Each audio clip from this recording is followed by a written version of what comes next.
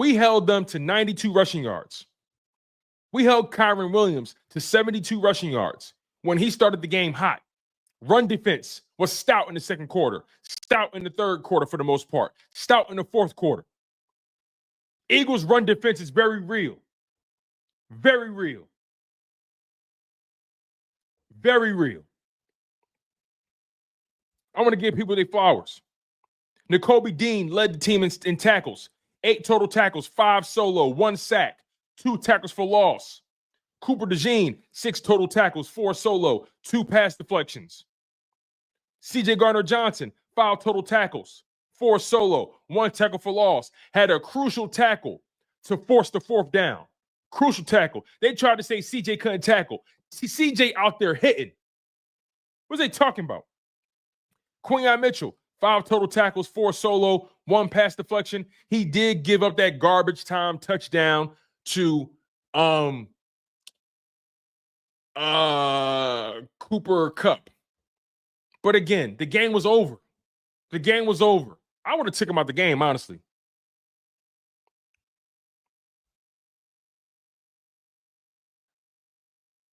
Zach Bond had a key pass deflection, a big one. Milton Williams had 2 sacks on the night. Brandon Graham had a sack, 2 tackles for loss, a pass deflection, 3 quarterback hits. Josh Sweat got a sack. Jeremiah Trotter Jr. even got a pass deflection on a crucial 3rd down. You got to give credit where credit is due all the way around. That defense is for real. They tried to say, you know what? That Rams passing game is going to really test the Philadelphia Eagles. You know what I'm saying? Listen, the Rams got garbage time stats. Garbage time stats. Let's call it what it is. Garbage time stats. They got smoked.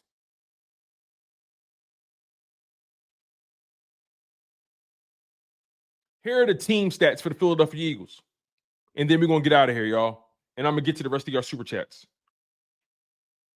My man, Raul Blunt, with the $4.99 says the Rams took the Lions to overtime. Bro, I'm not scared of nobody, Raul.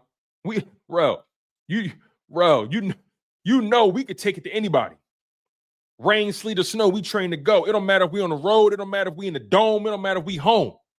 It's up for whoever. Thank you for the super chat, Rel. War. He said Milton about to get paid. Bro, at this rate, man, I don't know if we can afford Milton Williams.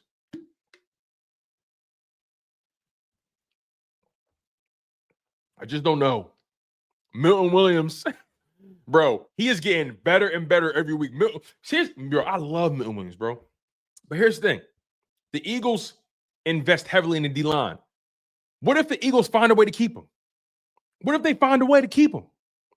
I don't know how, but what if they find a way? I don't know. Thank you for the super chat, War. Donnell back again with the $5 super chat. Thank you, man. He says, this is like the 5th game where our starters didn't finish the game. The year of the blowouts. Bro, we're doing very well. We're doing very well, and I like it because you're preserving guys. You're putting guys on ice early. You know what I'm saying? Honestly, if I'm the Eagles, hey, Saquon, you're not practicing this week. You ran for you put up 300 yards. You not practicing this week. You're going to do walkthroughs. You're going to do strength and conditioning. You're not practicing this week, bro. If I'm the Eagles, Saquon is not practicing this week. He's not. He's not. I'm sorry. Strength and conditioning, nutrition, of course, and walkthroughs. I'm putting Saquon on ice until game day. Shout out to Donnell with the super chat. Appreciate you, brother. Man. Corey Little said, how you sound? We got the Ravens this week. Corey, relax. I'm being cheeky, bro. Relax. What's up, yo? What's up with these guys, bro? What's up with these guys? Relax. I'm being cheeky. We're having fun. It's Monday after game day. Loosen up. Loosen up. Come on, Corey, loosen up. It's okay. You know he's going to practice. You know he's going to practice. Relax. Relax. And Cam, I love you too, bro. Don't worry about it. I love you too, bro. Hey, listen, Corey, I love you too, dog. This ain't no bad. No, this ain't that. You know, I love you, bro.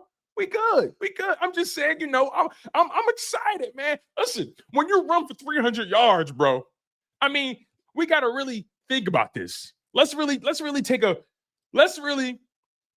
hold on. I gave Gainwell his flowers earlier. If you missed it, you missed it. I'll talk about him again. I gave Gainwell his flowers earlier. Wayne, if you missed it, you missed it. But I'll give him his flowers again for you. Gainwell had an amazing 13-yard run. Loved it. Loved it. What stood out to me the most was that one cut he made behind the line of scrimmage. That one cut, found the hole, popped, broke a tackle or two, got to the end zone. Saquon was so happy to see his dog win.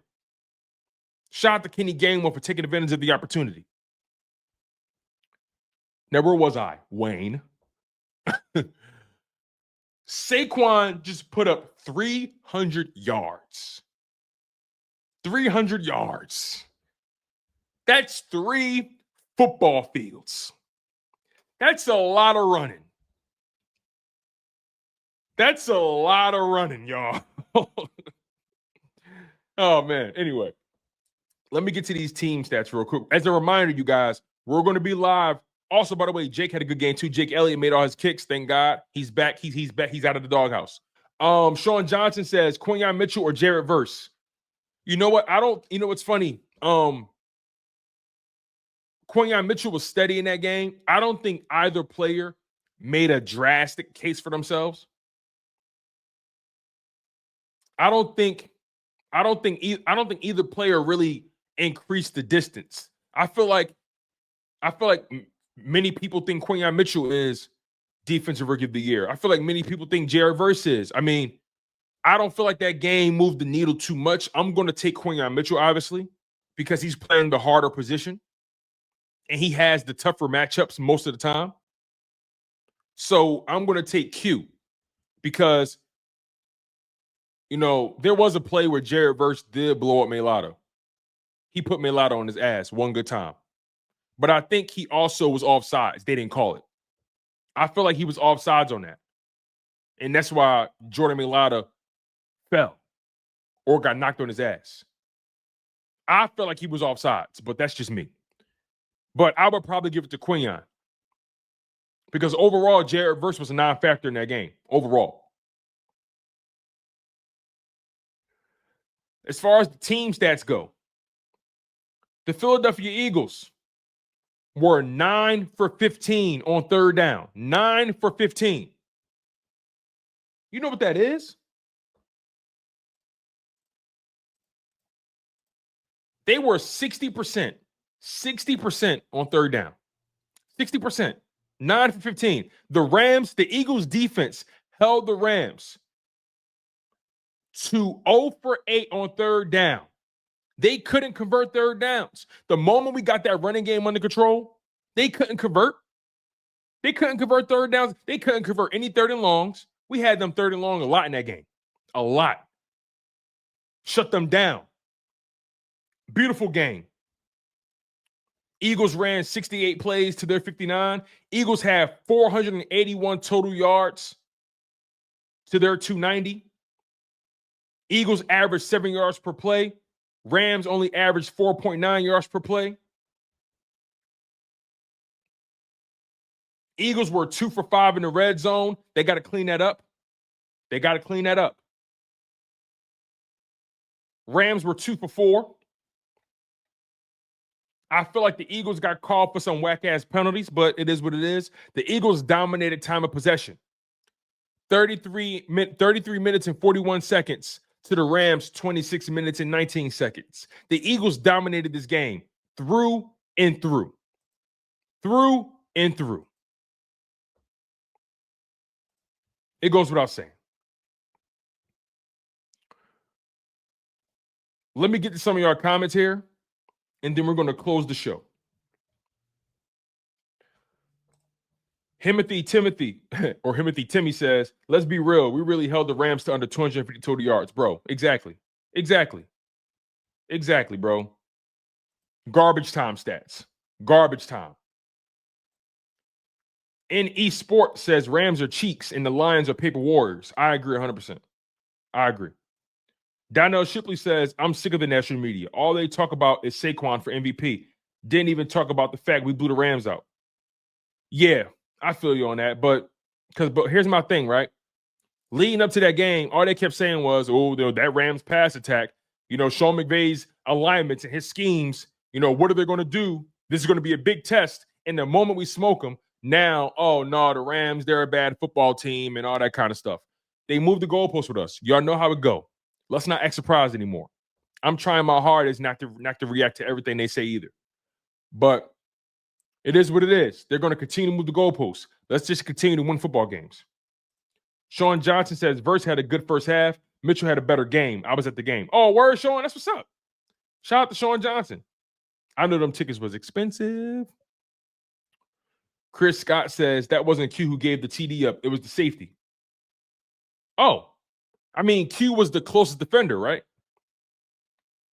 I thought, because Q made the tackle at the goal line or in the end zone or whatever. So he was the closest defender. Let me just see. Let me check next gen stats and see if they put it on him. Let me see. Let me just check next gen stats and see if they put that on his body. Let me see. Let me just see. Nope, they saying he gave it up. Next Gen Stats got it on his jacket. NFL Next Gen Stats got it on his jacket. He gave it up. He was the nearest defender.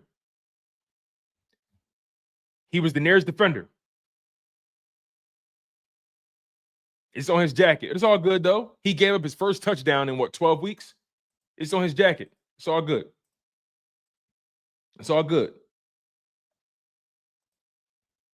Let's see. Sweet Chin Music says, as much as they talk about Verse, he isn't even the rookie with the most sacks on his team. Exactly. That's why I'm trying to understand, how is Jared Verse ahead of Fisk? Is it Braden Fisk or Brandon Fisk, that D tackle? How is Jared Verse leading the Rookie of the Year conversations, but he doesn't even have the most sacks on his team? Fisk has the most sacks. It doesn't even make sense. Wayne Grant says, good. That O-line crazy. He said that was the point, Tone. I got you, Wayne. I got you, bro. Timothy says Quinyon gets so much respect that they threw his way maybe 3 or 4 times. Jared Verse had one cool little rep and was ghost. Absolutely, man. Let me click on Quinyon's name real quick. So in that game, Quinyon Mitchell, oh, wow. You guys ain't going to believe this. This is actually probably Quinyon Mitchell's worst game, statistically. It says here, according to Next Gen Stats, Quinyon Mitchell was targeted 6 times. He gave up 6 receptions for 75 yards and a touchdown. Matthew Stafford had a perfect passer rating when Quinyon Mitchell was in the area, or when Quinyon Mitchell was the closest defender.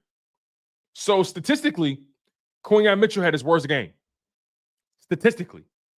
But the eye test tells you that he shuts down his side of the football field. Matthew Stafford avoided that whole side of the field for most of the game. There was a point in the game where Cooper Kupp only had like 1 catch or like 1 target. Cooper Kupp got all those numbers on garbage time. And I believe most of those Quinyon targets happened in garbage time too. But again, statistically, it was his worst game. But the eye test tells you he had a solid outing.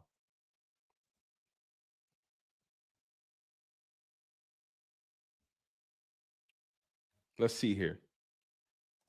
Sweet Chin Music says 90% of the time they didn't even throw his way. I agree. I'm with you. I'm with y'all. I'm just saying how stats can be deceiving. You feel me? Stats can be deceiving. That's all I'm trying to say. Infamous. You can't talk. Infamous. Infamous. Infamous. Be careful. Be careful, Infamous. Be careful. Be careful. Be careful. Talk to us nice. Talk to us nicely. That's all I'm trying to say. Talk to us nice. Let's see. Timothy says, "Nah, that don't sound right." Listen, I want to make it up. I wouldn't even make it up. I wouldn't even make it up. I wouldn't even make it up.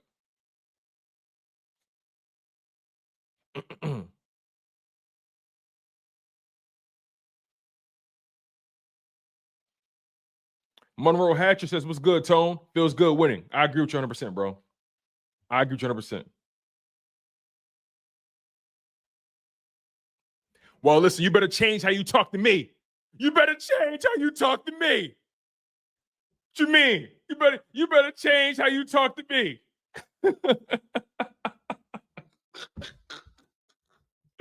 Oh man, it's all fun and games. It's all fun and games, man. Yo, Sweet Chin Music is Chaotic is hilarious. He said, "Can't even trust the commies to take the trash out." Oh my God. That is funny, man. That's funny.